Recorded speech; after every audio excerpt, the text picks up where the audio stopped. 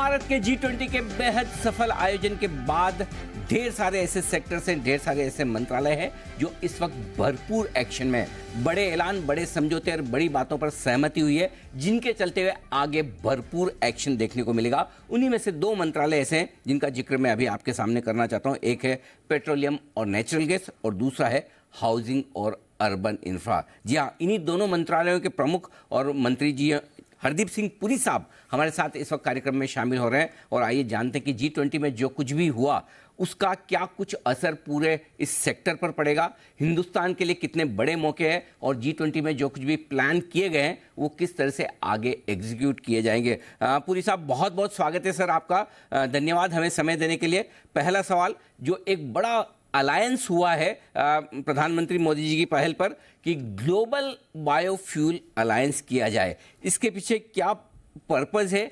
20% की जो एथेनॉल की ब्लेंडिंग पूरे दुनिया भर में हम हासिल करना चाहते हैं, वो किस तरह से होगी और भारत को, भारतीय कंपनियों को किस तरह से इसका फायदा मिलेगा, ये समझाएं सर।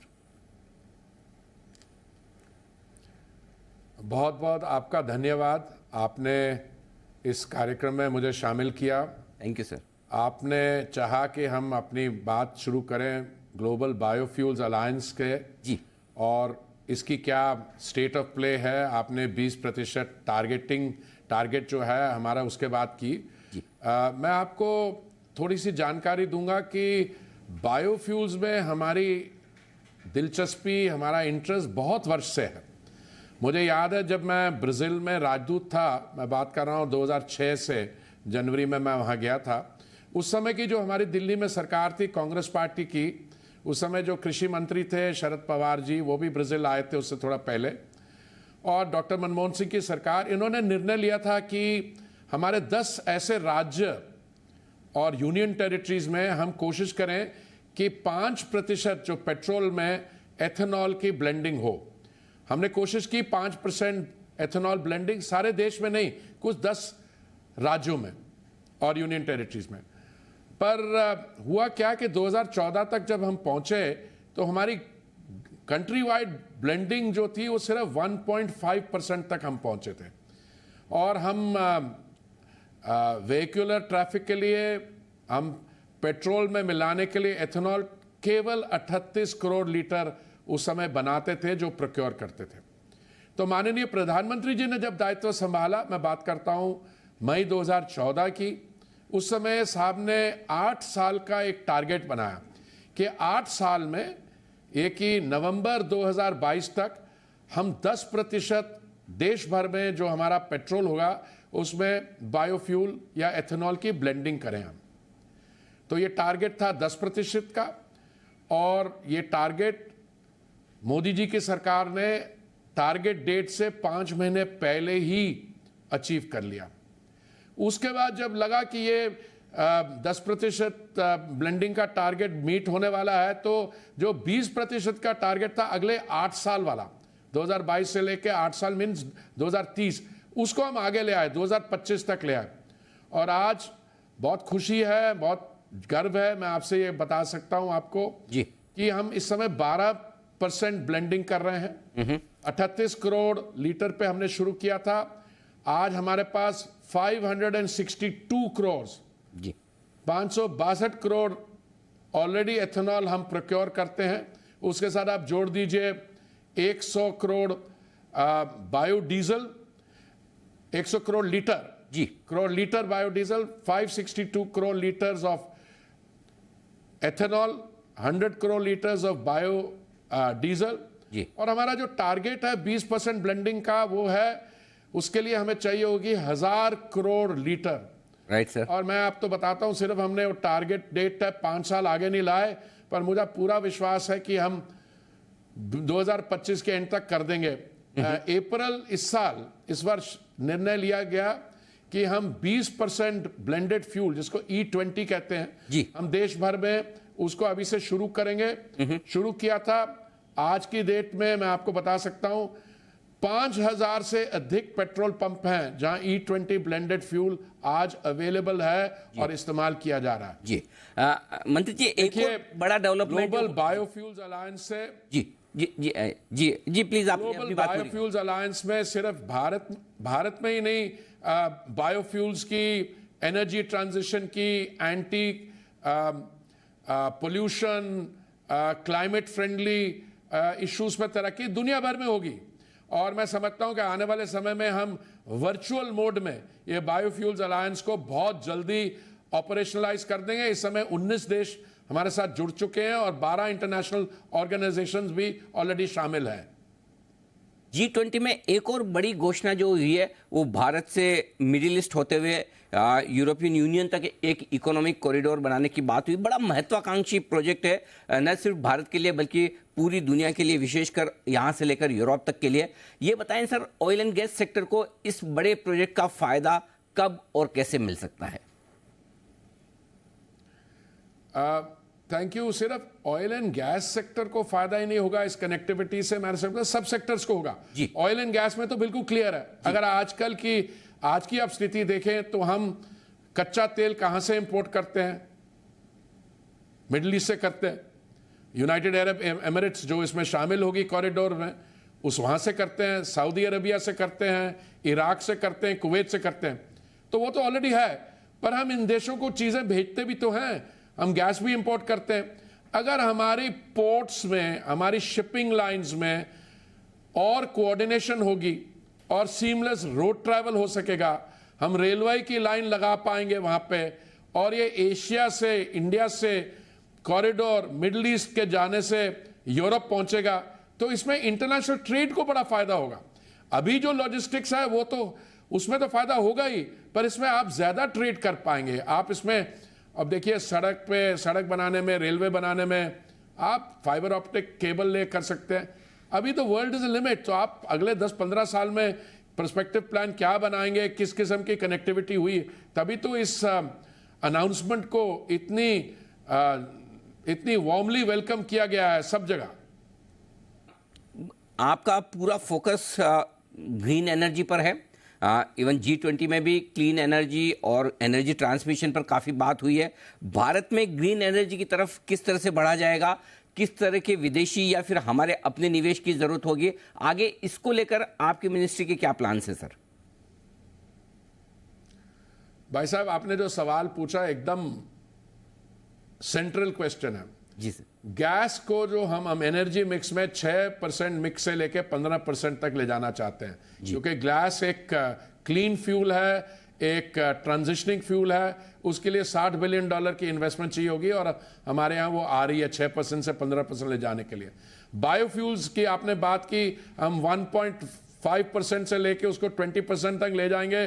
20% तक अगर हम ले जाएंगे तो इसमें कितनी फॉरेन एक्सचेंज सेविंग होगी और कितनी ग्रीन एनर्जी उसमें यूज होगी। एथेनॉल जो शुगर केन से बनी, मक्के से बनी, पराली से बनी, बंबू से बनी, ब्रोकन फूड ग्रेन से बनी, कंप्रेस बायोगैस यूज होगी।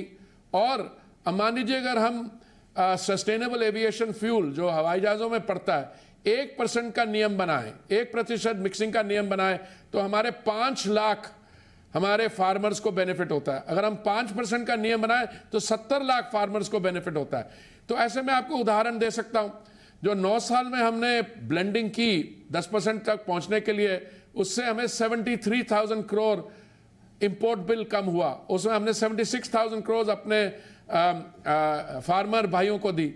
इसलिए ग्रीन हाइड्रोजन जो फ्यूल ऑफ द फ्यूचर है, तो मैं समझता हूं आने वाले समय में एनर्जी कंजम्पशन भारत में बढ़ेगी, फॉसल फ्यूल पे डिपेंडेंस स्लोली कम होगी, बायोफ्यूल्स बढ़ेंगी, और अल्टीमेटली ग्रीन हाइड्रोजन जो है 2030 के बाद वो फ्यूल ऑफ द फ्यूचर बनेगा, और अल्टीमेटली ग्रीन हाइड्रोजन और एथेनॉल रहेंगे। और मैं चाहूंगा कि कोई समय आए, कम से कम आप, यू आर यंगर, आपके जिंदगी में जब फॉसल फ्यूल के यूसेज बिल्कुल ही बंद हो जाए, and much before we reach the net zero in 2070। बिल्कुल मंत्री जी, मैं यही एक इसी पर एक आगे सवाल जो मेरा बनता है, क्या ऐसा वक्त आएगा जब हमें किसी तरह की एनर्जी इंपोर्ट करने की जरूरत ही ना पड़े, चाहे वो कच्चा तेल हो, कोई और हो, हम सेल्फ सफिशिएंट हो जाएं? इसके लिए कितना वक्त लग सकता है हिंदुस्तान को?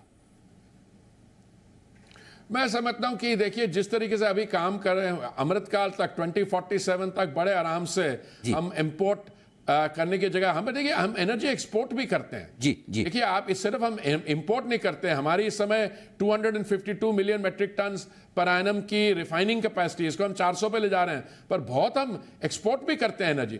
पर आप कह रहे हैं कि बिल्कुल हम सेल्फ सफिशिएंट आ जाएं, इंपोर्ट बिल्कुल ना करना पड़े, तो मैं समझता हूं आज हम 2023 में बात कर रहे हैं, अगले अमृतकाल तक हम प्योर एनर्जी, ऊर्जा, आत्मनिर्भरता की स्थिति में जरूर होंगे। सर अपने आप में बड़ा अचीवमेंट होगा, क्योंकि देखिए 25 साल में जिस तरह की ग्रोथ देश की है, इकोनॉमी इतनी तेजी से बढ़ रही है, तो हमारी एनर्जी रिक्वायरमेंट भी बढ़ती जा रही है, और उसको देखते हुए भी अगर हम 20 से 25 साल में अगर हम आत्मनिर्भर हो जाएं तो ये अपने आप में छोटी बात नहीं है। एक और बात जिस पर चाहे वो एक आम जनता हो, चाहे हमारे मार्केट के लोग हों, इन्वेस्टर्स हों, वो ये जानना चाहते हैं, कच्चे तेल के दाम फिर से बढ़कर $90 के आसपास आ गए हैं क्रूड के। पेट्रोल डीजल के दाम स्टैटिक है, लोग उम्मीद करें कि अब सरकार जल्दी से या तो एक्साइज ड्यूटी वगैरह कुछ कम करे, टैक्सेस कम करे, जिससे पेट्रोल डीजल के दाम घटे। क्या कोई ऐसा इरादा है नियर फ्यूचर में सर? भाई साहब, कच्चे तेल के दाम जी प्रोड्यूसिंग कंट्रीज पर डिपेंड करते हैं जी, और जो प्रोड्यूसिंग कंट्रीज बड़ी वाली हैं, ओपेक प्लस जिसको कहा जाता है, उन्होंने इस समय वॉलंटरी प्रोडक्शन कट्स लगाए हुए हैं और वो चलाना चाहते हैं। वो तो चाहते हैं कि दाम बढ़े। मैं समझता हूं कि इसमें समस्या ये है कि अगर ज़्यादा बढ़ गए दाम तो जो इकोनॉमिक रिकवरी है विश्व भर में, उस पर रुकावट आएगी और उसमें हमें बैकलैश मिलेगा। और ऑन द अदर हैंड हम चाहते हैं कि ये जो दाम है ये 70-75 पे आ जाए। मैं तो चाहता हूँ और भी सस्ते हो जाए कच्चा तेल, पर इसमें हमारे पास जो हथियार हैं वो यही हैं। हमने पिछले 2 साल में जब कच्चे तेल के दाम बहुत बढ़ गए थे, $19.56 से लेके $128 तक कच्चे तेल पर बैरल चला गया था, हमने उस समय भी पिछले 2 साल में अपने दाम जो है पेट्रोल और डीजल के 5% कम किया और डीजल के कोई 0.2% किया। दुनिया भर में कहीं 40% दाम बढ़ा, कहीं 80% बढ़ा, कुछ देशों में तो उससे भी ज्यादा बढ़ा। तो हमने होने नहीं दिया। क्यों? क्योंकि माननीय प्रधानमंत्री जी ने सेंट्रल एक्साइज ड्यूटी हम जो लगाते हैं उसको 2 बार, नवंबर 2021 में और मई 2022 में उसमें कटौती की और 16 और 13 रुपए पेट्रोल और डीजल का दाम कम हो गया। इसलिए आने वाले समय में भी हम तो प्रार्थना ये करते हैं कि प्रोड्यूसिंग कंट्रीज ज्यादा रिलीज करें, नहीं तो हम बाकी जगह से इंपोर्ट करेंगे, जहां से हमें सस्ता मिलेगा वो करेंगे। पर हमारी कोशिश यही रहेगी कि दाम कम ही रहे। बिल्कुल। देखिए सस्ता कच्चा तेल मिल जाए सर, उसका तो कहना ही क्या, पूरे देश के लिए अच्छा है कि हमारा इंपोर्ट बिल कम हो, हमें कम पैसे देने पड़े। लेकिन जहां तक आम कंज्यूमर कस्टमर का सवाल है, आम जनता का सवाल है, तेल कंपनियां भी पिछले साल भर से दाम घटाए नहीं है। अब तो अंडर रिकवरीज भी नहीं रही, मुनाफे में है। क्या ज़रूरत नहीं है तेल कंपनियों को कि अब थोड़ा दाम कम करें ताकि राहत मिल सके? अगर सरकार टैक्स नहीं घटाना चाहती, एक्साइज नहीं घटाना चाहती और महंगा कच्चा तेल मिल रहा है, तो फिर सर थोड़ा प्रॉफिट वो कम कर ले। आपका मैं जो सवाल में कुछ थोड़ी सी फैक्ट्स में मैं जी करेक्शन लाना जी चाहूंगा। जी बताएं सर, जरूर। जो ऑयल मार्केटिंग कंपनीज हैं, एज गुड कॉर्पोरेट सिटीजन, इन्होंने बहुत नुकसान उठाया। पहले गैस का इन्होंने 28,000 करोड़ इनका नुकसान हुआ, हमने उनको 22,000 करोड़ दिया।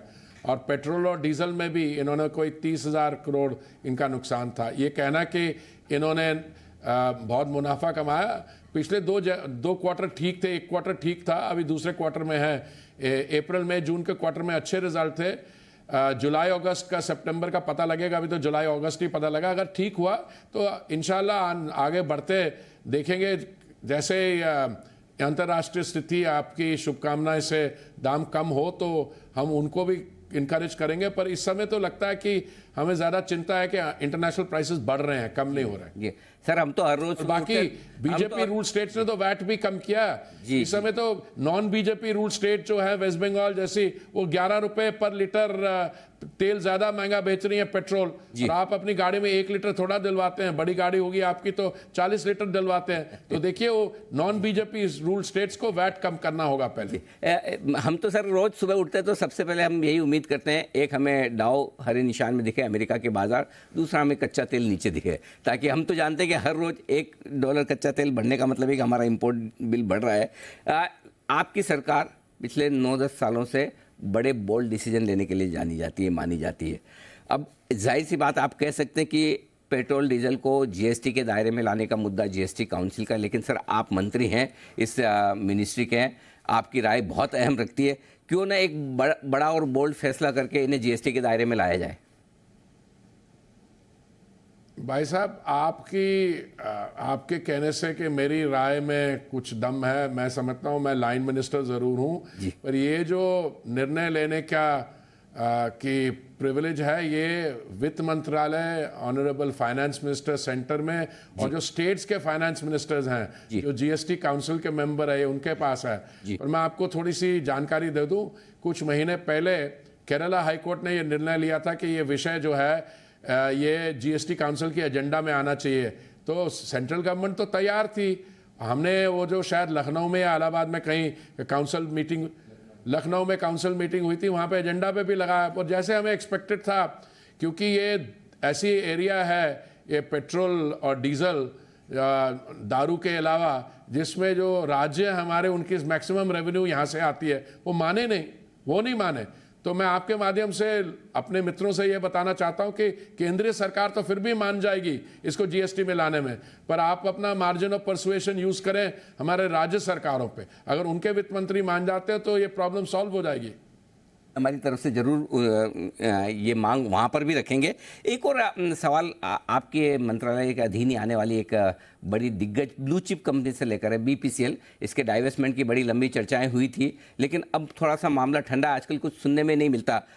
बीपीसीएल के डाइवेस्टमेंट करने को सरकार तत्पर है या अभी ज़रूरत नहीं है? टैक्स कलेक्शन इतना है, पैसे इतने आ रहे हैं, जब ज़रूरत होगी तब देखा जाए, क्या स्टेटस है सर?